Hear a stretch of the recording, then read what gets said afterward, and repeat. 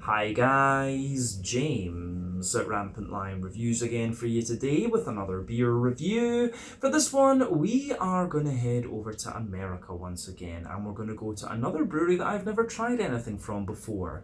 Now, these guys are a very well established and well respected brewery, and if people were to ask me about them, I would say that they're probably best known for their big, boozy, adjuncty, sweet Imperial stouts, but they do a number of other styles as well, and apparently those are very good too.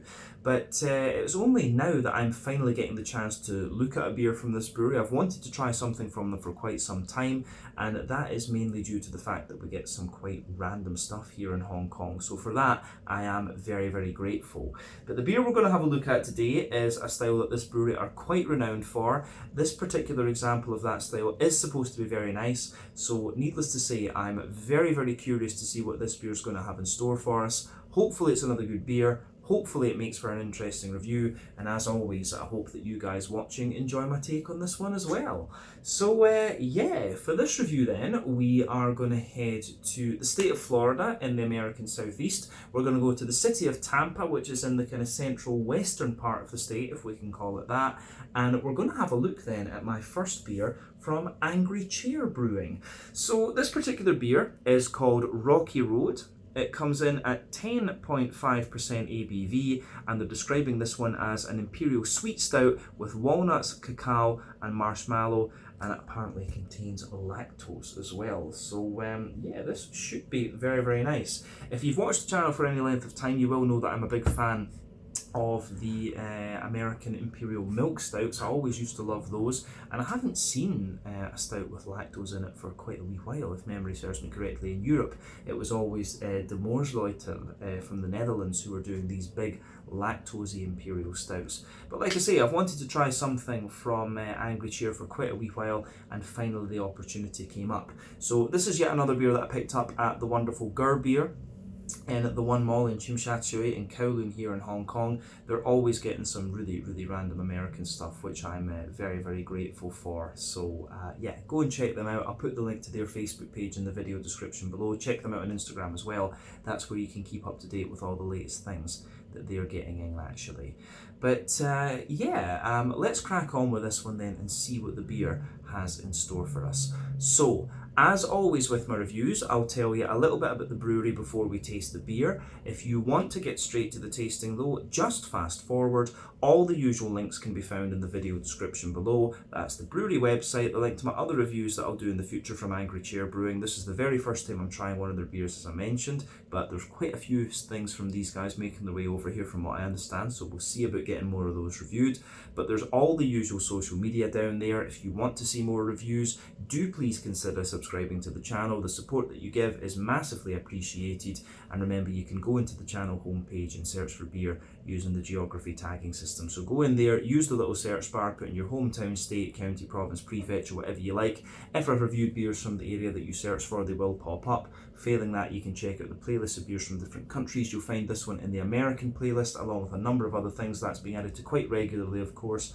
And do make sure you check out the playlist of beers from other countries as well, because there are some very interesting things on the channel these days. But yeah, let's go on to my brewery notes then, and I'll tell you a wee bit about Angry Chair Brewing for the first time.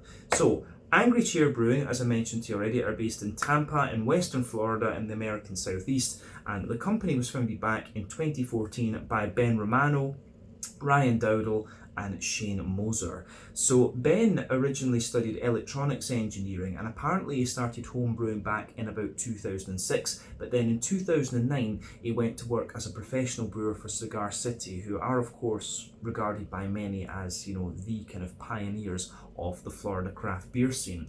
But apparently Ryan was in one of the Cigar City tasting groups, and then he came on to work for the brewery as well, whereas Shane comes from a background in finance, and he was still working his day job at the time that the company was founded, but I believe all three are full-time at Angry Chair these days. But apparently the company took about 2 years to get off the ground, and they chose the name Angry Chair for their brewery as a tribute to the desire to escape being stuck in a seat at work or during rush hour on the commute to work. So yeah, Angry Chair Brewing, I think that's quite an interesting name. But the original brewery opened in November of 2014, and it was located on Seminole Heights in the city in a former 1940s built former clock workshop, just to get my grammar right, because that'll annoy me otherwise. But they started off with a 10 US barrel brew house, which is about 1600 litres per brew for those of us who use the metric system, and the correct system I will add. But over the years they became very well known for their Imperial Stouts, but they also very quickly rented a separate warehouse for barrel aging, as they were quite limited in floor space in this original brewery, and over the following years they continued to build up their sales and distribution and get their beers out there to different places across the US, as well as exporting abroad. So fast forward to 2022, they moved to a new building on North Florida Avenue, which had previously been home to a cash and carry store before it was adapted to being the home of cold storage craft ales and then Brewbus Brewing. But at the new brewery, Angry Chair added 4 30 barrel, roughly 4,750 litre lagering tanks, and they upped the production of a number of their lighter beers, and they started producing a lot more IPAs and lager beers regularly, which they hadn't really been doing before because they just didn't have the space. Their stout production wasn't altered all that much. So yeah, since they moved production to this new brewery, they've been producing a lot of different styles, which has been quite interesting to see. Apparently one of their mainstays is a Kolsch, which I will need to try at some point. But the tap room on site has 16 taps. It serves quite a few varieties of different food as well. You can check that out in the brewery website below, that's in the video description. But as of May 2024, when I'm filming this review for you, these guys have produced 975 different kinds of beer according to Untappd, and like I said to you, they are most well known for these big sweet Imperial Stouts, so it's kind of fitting that we kick off our Angry Chair Brewing reviews with one of these. But yeah, that is everything I can tell you about Angry Chair Brewing for the moment. If you want to learn more about these guys, you can check out the brewery website, you can follow them on Facebook and Instagram to keep up to date with all the latest goings on, and you can check out the Rate Beer, Untappd and Beer Advocate pages to learn a little bit more about all the different beers that these guys have done. So yeah, that, as I say, is everything I can tell you about Angry Chair Brewing for the moment. So let's go on and have a little look at the beer itself. Now, from what I understand, this beer was previously sold in bottles. I'm not sure exactly when Angry Chair switched to canning their beers, but this one, you can see the artwork is pretty impressive on that. It looks a little bit like Frankenstein or Bigfoot or something like that. So yeah, this is a 1 American pint can, 16 American fluid ounces, 473 millilitres in the metric and the correct measurement system. I always make fun of the way the Americans measure things, just so you know if you're watching from the States. But yeah, you can see plain silver top on the can there. It is really, really nicely presented. But yeah, you can see on the back of the can as well, Angry Chair Brewing Company. It says Rocky Road, Imperial Stout, Imperial Sweet Stout with walnuts, cacao and marshmallow, contains lactose and nuts. And like we said earlier, I believe this one comes in at 10.5%, although I notice, actually, it doesn't say that on the can. That is maybe a figure that I got from Untappd. So yeah, that's quite interesting. I'm not sure exactly what the percentage on this one is. It doesn't have a canned on date either, but with it being so high in ABV, I don't think that matters too much. But yeah, we're going to pause the video a little second there because I noticed my phone is complaining about overheating. So we'll pause it there and we'll come back in just a second. Cheers. Alright guys, so we're back. Sorry about that little edit there, but yeah, we were just about to open up the can of the beer then. So let's get stuck into this one. The Rocky Road 10.5% Imperial Sweet Stout from Angry Chair Brewing in Tampa, Florida, over in the US. Really looking forward to this actually. I've been wanting to try one of these beers for a long, long time. So this is my dessert for the evening. Look at that. That's crazy. Right, I think that'll do for the moment to actually have a look at the beer and judge the appearance and things, but you can see the head on that beer disappeared very, very quickly. So yeah, you can see that when we poured it, it had maybe about a quarter finger of a frothy, very dark tan head actually. But yeah, in terms of an Imperial Stout, this beer's poured pretty much as you would expect. You can see that lovely dark ebony rosewood colour to this one. So remember, the colour of your beer depends on a few things. One, the type of malts that you use. This goes a long way to determining your EBC rating. Two, length of your wort boil is also going to play a role, because the longer you boil the wort, the more the sugars caramelise, and thus you get a darker colour of beer. Any barrel aging that you do or adjuncts you put into the beer will affect its colour as well. But when it comes to black beers like Imperial Stouts and Imperial Porters as well, it's very, very difficult to actually affect the colour of those with different adjuncts and things. I've only ever seen it done once, and that was with an Estonian beer which used beets. I think, I can't remember if that was an Imperial Stout or Porter, but it was Puasta from Tartu. Anyway, but yeah, with the stuff that's in this one, the walnuts, cacao and marshmallows and things, you're not going to affect the colour of that beer all that much with different barrels and things. Not too much in the way of visible carbonation with this one, not even bubbles kind of sticking toward the side of the glass and things. And if we shine the light through this beer, there's not a lot of light getting through that. It's that, you know, you get a little bit of a kind of very dark chestnut Coca-Cola type edge to this one, but you know, other than that, this beer is pretty much what you would expect from the style, in all honesty. But yeah, I like that about this one. It goes together really quite well. So yeah, nothing else to say about the appearance of this one. Let's go on and have a wee look at the aroma. And I have to say, this is probably the point that makes me most curious about this one. So let's do it. Yeah.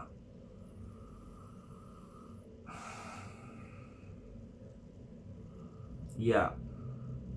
Aroma wise, it's kind of what you would expect, in all honesty. It's very nice. It actually reminds me, my point of reference for these kind of beers, of course, is Omnipollo from Sweden. This beer reminds me of the Noa Pecan mud pie, if I remember the name correctly. But yeah, the Omnipollo Noan is what this one really reminds me of. I don't know if Omnipollo have actually done collaborations with Angry Chair in the past. It would surprise me if they haven't, in all honesty. But yeah, aroma wise, this thing is absolutely beautiful, so it gets a big thumbs up from me. But yeah, it's definitely a wee bit different. You know, I've talked on the channel before about the Imperial pastry stouts and how those can be a little bit of a hit or a miss for me. If they contain, you know, that, if they have that sort of marzipan-y flavour to them, or that too granola leaning sort of thing, I'm not really going to enjoy those all that much. But I'm a huge fan of the old school Russian Imperial stouts, the RISs, and also the kind of Imperial milk stouts, and this one certainly leans more toward that Imperial milk stout end of the spectrum, actually. So yeah, this I think is going to be right up my street. So let's just break this beer down then and describe the aroma a wee bit more in depth, as we always do. But yeah, backbone of the beer, it has a little bit, you do get a little bit of that toasty, well-fired bread crusty backbone to it, but that's quite minimal, in all honesty, for you. But yeah, you get a little bit of that. But above that, you get a little bit of this kind of, you do get a little touch of an almost crackery and woody character coming out of this one, but it smells very much like, you know, sort of chocolate sponge. It's like that toasty edge of the, it's like that sort of toasty edge of the chocolate sponge that comes out of this one. So yeah, the way that the beer goes together in that regard is very nice. So yeah, like it's got this big chocolate sponge type note to it, and within that you're starting to get the walnuts and things for sure. So yeah, big sort of chocolate sponge out of this one. There's maybe a wee bit of, you know, there's maybe a little bit of sweet rye bread in there as well, in all honesty. So yeah, wee bit of sweet rye bread, big sort of chocolate spongy character coming out of this one. You can certainly smell a lot of chocolate to this, so you've got that lovely sort of cocoa nibby powder coming out of this beer, which I think is great. So yeah, lovely big sort of cocoa nibby sort of thing. Mix of, I would say, you know, the chocolate side of this one's quite interesting, because you get the dry sort of toasty cocoa nibby powder in the nose, but at the same time you're getting quite a lot of, like, you know, a 30-40% cocoa milk chocolate character coming out of the beer. So yeah, I really do like that about this one. 30-40% milk chocolate coming out of this one, and then yeah, you've got that sort of cocoa nibby kind of thing in there. There's maybe a little hint of like a dark chocolate note to the beer as well. You know, maybe sick, but not too dark, like, you know, 60-70% cocoa chocolate, just where it starts to kind of sweeten up a wee bit. But you can certainly smell that little bit of marshmallowy type character on top of this one too. But there's a lot of brown sugar in here. You know, you've got sweet treacle molasses, as the Americans would call it, for sure. There's a little bit of a straight up sweet caramel in there as well. Yeah, it's almost like a maple syrupy type note out of this one, which is quite interesting.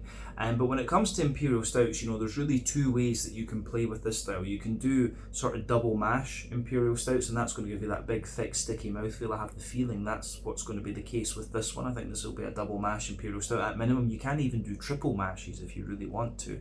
But yeah, the other way to play with the style is to do the longer wort boils, which is going to give you the more leathery, complex brown sugary characters to the beer. I don't think that's the case with this one, but you know, sometimes that can be hidden a little bit when you actually look at the aroma. But I think at this point we've covered most of the malty side of the aroma with this one, which is obviously the focus with Imperial Stouts. But let's have a wee look at the kind of hoppy side of things. But do remember, Imperial Stouts are not the most hop forward styles of beer. That is definitely fair to say. But that said, with this one, you do get a little bit of a green component coming out of it. I mean, yeah, there's a very slight earthiness to this one for sure. I'm not sure exactly when this beer was canned. You could obviously age something like this for a couple of years if you really wanted to, but I think we're drinking this one, you know, within a few months of it being canned. But yeah, there's a little bit of earthiness in here. There's a wee tiny bit of herbal character, but certainly, yeah, you're getting some nice grassiness, and also some there's some nice grassiness in there, and also a little bit of floral character too. And obviously, the longer you let this beer age in the can, the more that's going to drop out. So bear that in mind. But yeah, other than that, I don't think there's too much to say about the green component of the beer. Beyond that, there's a little bit of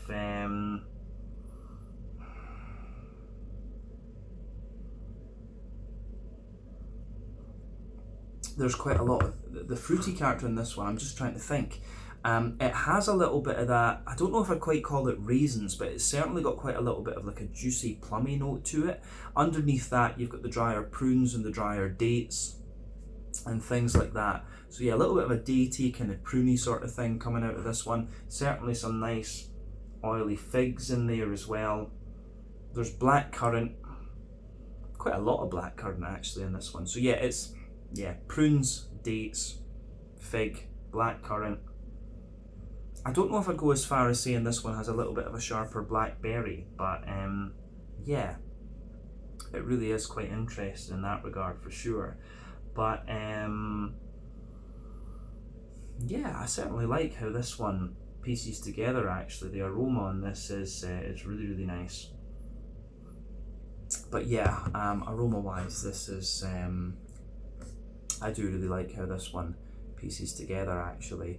Yeah, I don't know if there's really much else we need to say about this one. As I say, this really reminds me of the old school Omnipollo cakey Imperial Stouts, as we used to call them. I think, you know, those came out really before the whole pastry stout was a thing, but those were probably more like this, you know, sort of Imperial milk stouts with a lot of different adjuncts and things in them. But yeah, this smells absolutely lovely actually. I'm really looking forward to trying this.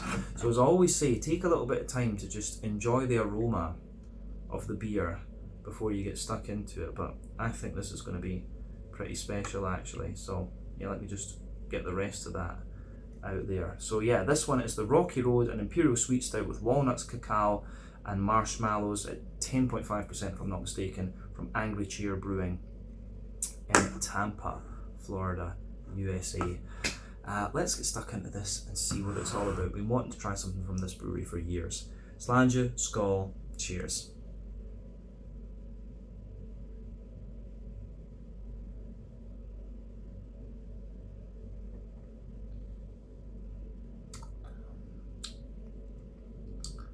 Oh yeah, that's very, very good. I'm going to say straight away, thumbs up to Angry Chair.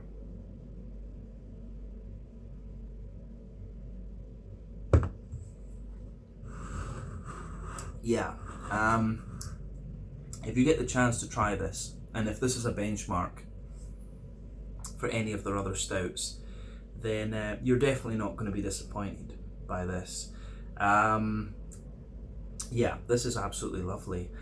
On the just generally with this one, I think this in some ways, when I was in Sweden, I would often say that a lot of breweries, the American breweries, their beers would be up there in terms of the flavour profile that you'd get from the Scandinavian Imperial Stouts, but the mouthfeel, I think, in the Scandinavian or Nordic Imperial Stouts, probably to be a bit more general, was just that little bit thicker. And I think this is one of these beers that really proves that, actually.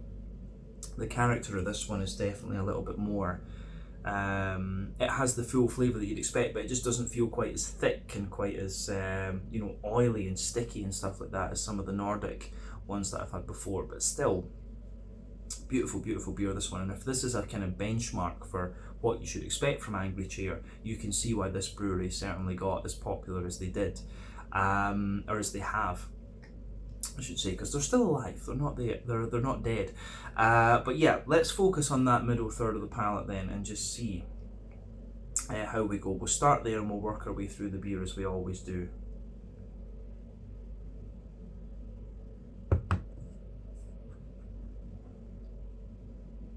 So, yeah, middle third of the palate in this beer then. The backbone of the beer, you've got a little bit of this. I wouldn't go as far as saying that it's really like roasty, toasty, well-fired bread crust. It is more like a kind of rye bready bread crust that you're getting there. That's the backbone of the middle third of your palate. As you move further forward in there, you get a little bit of a woody sort of nature in there as well, which comes out, and that becomes a bit more prominent into the aftertaste. But yeah, on top of that, you do have a little bit of a more rye bready character coming out of this one, and it's quite a sweet rye bread at that. It does remind me of the German rye bread that I used to eat when I lived there. But then above that, you start to get the kind of chocolate spongy layer that I thought you would get from this beer. So you can see there's a sort of base of maybe, like a slightly toasty, no, it's not the right word, that sort of cakey character that's a little bit more like the sort of toasty cakey character you get on the side of the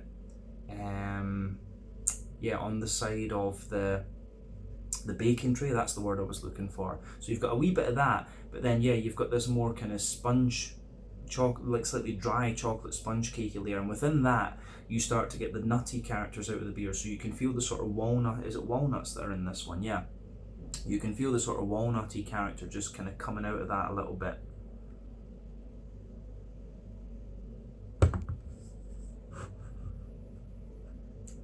And I think to a degree, that sort of cakey, spongy layer is where you're going to find the sort of marshmallow flavours as well, but they evolve a little bit more the further into the aftertaste that you go as well. So yeah, I really do like that about this beer. You start to get that cakey layer has a wee bit more, it has that little bit more sort of sponge cakey. Certainly has a wee bit of that more sort of sponge cakey, walnutty, and kind of marshmallowy type note to it. But above the sponge cakey layer, you start to get the cocoa nibs, especially at the back of that middle 30 palate. You get the kind of dry cocoa nibby sort of character coming out of the beer, and as you move further forward, it sort of smoothens out a little bit, and then you start to get a more sort of 30-40% milk chocolatey type character. There's almost a wee touch of vanilla mixing in with that too. And then above all of that, you start to get the brown sugary notes out of the beer. So for me, there's a little bit of a toasty brown sugary layer, and then in the dead centre of your palate above all of that, you get the more oily treacle molasses kind of notes out of this one. So yeah, you've got on that circle, you can feel there's a more leathery brown sugary character out this one. So maybe this beer has had a slightly longer wort boil. It does feel a little bit more like it's double mash. We'll come back to that later in the mouthfeel section though. But yeah, you can feel that more leathery brown sugary character underneath, which usually is an indicator of longer wort boils. But when you've got lactose in there as well, it can be a little bit harder to tell. But then yeah, you've got a sweeter caramel in there, but quite oily at the same time, maybe maple syrup like, and in the dead centre of your palate you get more of that kind of treacle molasses type note coming out of the beer for sure. So I think at that we've covered everything in the middle third of the palate, which is where the majority of the complexity with this particular beer is.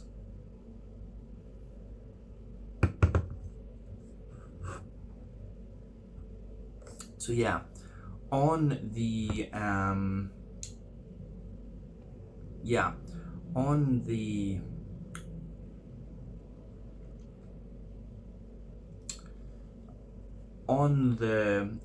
back third of your palate then, sorry, a bit of a brain freeze there. I would say, as I always say, sweeter flavours come out further forward on the palate, more dry and bitter flavours come out further back. But on the back third of the palate, you're going to get similar flavours to the middle third of your palate, just at different intensities.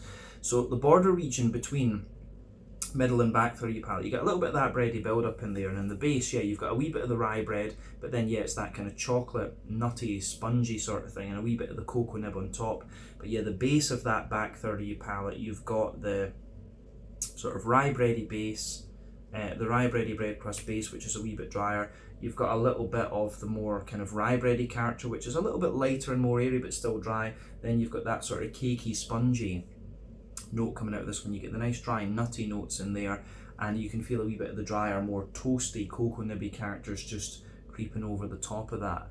So yeah, all those notes on the back third of your palate are similar, but the layers are just a little bit taller. But then above everything else, you start to get the yeasty side of the beer coming out. So let's have a wee look at that.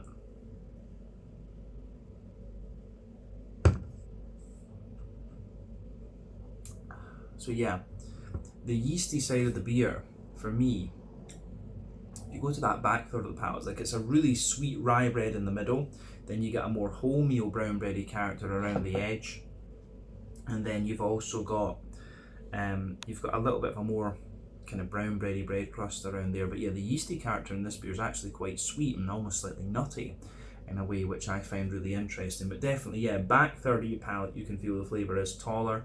Then as you move further forward into the middle third of your tongue, it kind of condenses down and squashes together that little bit more. So yeah, the way all of that pieces together, I think, is very, very nice in this one. So yeah, I like that for sure. Let's go on to the hoppy side of things then. And when it comes to green component, there's not too much to say about this one. As I say, Imperial stouts, especially Imperial sweet stouts like this, are not the most hop forward of beer styles. In the back corners of the palate, you've got that nice little bit of earthiness in there, but quite smooth, a little bit of herbal character, of course. As you move further forward, you're maybe going to get a little tiny hint of a floral note, but that's very minimal in this case. And round the front curve of the tongue, you do get that little bit of a lighter, grassy sort of thing in there. So yeah, the way all of that pieces together in this beer, I think, is really, really nice. But yeah, on the border region between middle and between front and middle third of your palate, you get that little bit of bready build up again. You've got the wee bit of rye bread in there, the sort of chocolate sponge, and a wee bit of the cocoa nibby sort of thing in there. But yeah, the way that goes together, I think, is very, very nice. But the base of that front third of your palate is kind of similar. You know, you've got a bit of the sort of toasty, you've got a bit of the kind of bread crusty kind of character, the rye bread, and then the sort of chocolate sponge. You can feel a wee bit of the cocoa nibby dryness there. Then you get that nice oily bubble where the juicy fruity esters roll the way out of the beer. I would also say that in that border region, you do get a wee bit of the kind of nuttiness and a bit of the marshmallow sweetness coming out of this one as well, actually. So yeah, the way that all of that pieces together, I think, is really quite nice. So let's just look at the fruity side of things with this beer, just to round it off, actually.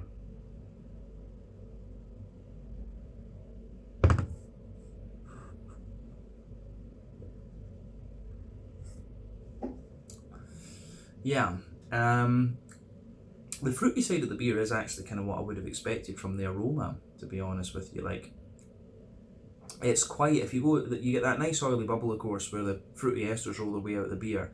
But yeah, if you go to the back of that front third of your palate, it's kind of like, you've got a bit of juicy plum in there, but it's a lot of prune, you know, like dry plum. Underneath you've got dates and sultanas and stuff like that.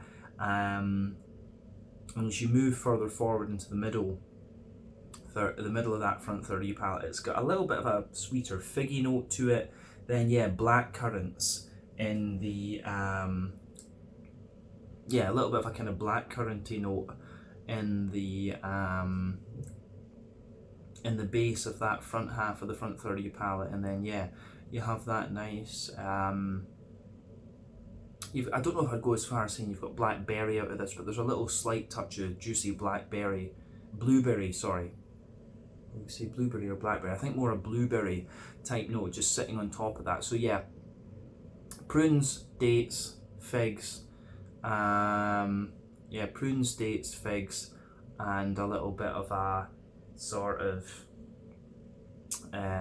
black, black currant and maybe slightly juicy blueberry sitting on top of that. I think that describes the fruity side of this beer quite well, actually. So yeah, I think we don't really need to say much more about the flavour of this one. Let's move on and look a little bit at the actual mouthfeel of this beer then, just to round off the review.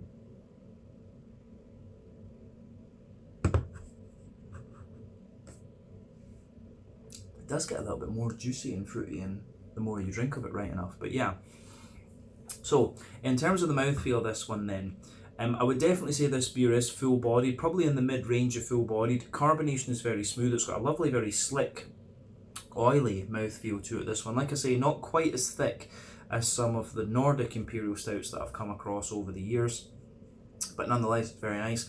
IBU in this one is a little bit hard to place because obviously the beer does have a little bit of a dry sweetness to it, and you can conflate that dryness with a little bit of, you can conflate the dryness in this one with a little bit of, bitterness and things, but probably this beer's not more than about 25 IBU. It is a very sweet stout, of course, and it's dry in that respect, but yeah, the malt base, you've got a bit of dryness underneath, smoothness in the middle, and a bit of a dry sweetness and oily sweetness on top. Yeah, lovely oily kind of dry sweetness in this beer as well. And then the little bit of hoppy character you've got out of this one is very, very nice. But all in all, this really reminds me of some of the old school Omnipol Imperial Stouts, actually. So this has been a nice little nostalgia trip for me trying this one. So I need to have a little look at a few more of the Angry Chair Brewing beers and just see what they have in terms of these Imperial Stouts. But very impressed with this one. And I don't know if I'd try this one again. I'd probably be more inclined. These are kind of one-off beers for me, these big Imperial Stouts. I'd be more inclined to try something a wee bit different, but that's not a reflection on the quality of the beer. It just means I'm curious to see what else they do. But yeah, this is a lovely, lovely Imperial Sweet Stout. So I think you're not going to be disappointed by this one. But if you get the can, share it. This is going to be my sipper for the next few hours over the course of my film. But yeah, let's leave it at that. This one was the Rocky Road, a 10.5% Imperial Sweet Stout from Angry Chair Brew. My very first Angry Chair beer, actually, and these guys come from Tampa in Florida, which has a very good beer scene these days, I'm told.